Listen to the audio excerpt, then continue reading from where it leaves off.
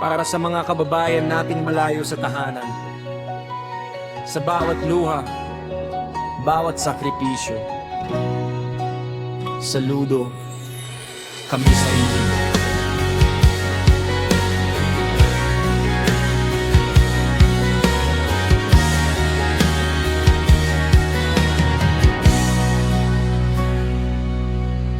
Sa airport pa lang mabigat na ang dibdib. Yakap ng anak, pilit mong kinukubli ang sakit. May ngiti sa labi, pero luha sa mata. Alam mong ilang taon na naman ang pagitan nyo ng pamilya.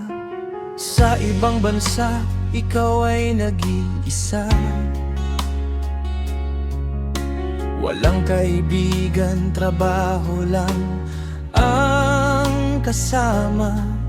Init man o lamig, laban pa rin araw-araw para sa pangarap ng pamilyang mahal. May mga gabi na tahimik ang kwarto, video call lang ang yakap mo sa mga anak mo. Pero kahit malayo ang pagitan ng puso, ang dahilan mo kung bakit hindi ka sumusuko. Ikaw ang bayani niyang pamilya, tahimik na lumalaban sa gitna ng hirap. Sa bawat padala, sa bawat sakripisyo, pagmamahal mo ang tunay na yaman ng Pilipino. OFW, hindi ka nag-iisa, buong bayan nagpapasalamat sa'yo sa pangarap na dala mo. Sa bawat araw, ikaw ang lakas ng tahanan. Pilipino, hindi madali ang maging matatag, lalo na kung ang pamilya mo'y malayo sa yakap. Mga kaarawan at Pasko na hindi mo kasama,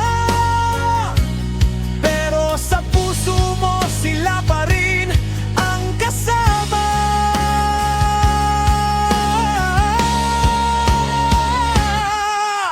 Ikaw ang dahilan kung bakit may pag-asa, kung bakit may bahay na naitatayo sa lupa. Sa pawis mo galing ang kinabukasan ng mga batang nangangarap sa sariling bayan. Kaya sa bawat OFW sa iba't ibang bansa, sa barko, ospital, pabrika o disyerto man dala, salamat sa tapangan, sa puso mong wagas. Kayo ang tunay na lakas ng Pilipinas. Ikaw ang bayani ng pamilya, tahimik na lumalaban sa gitna ng hirap. Sa bawat padala,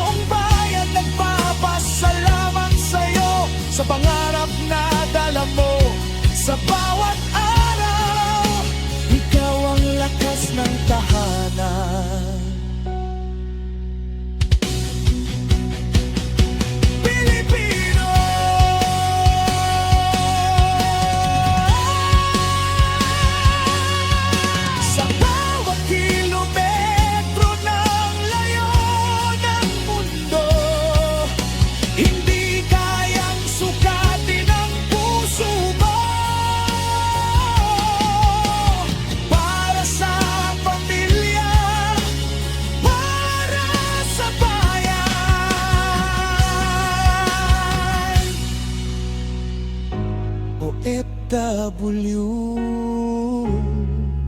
saludo kami sa inyo.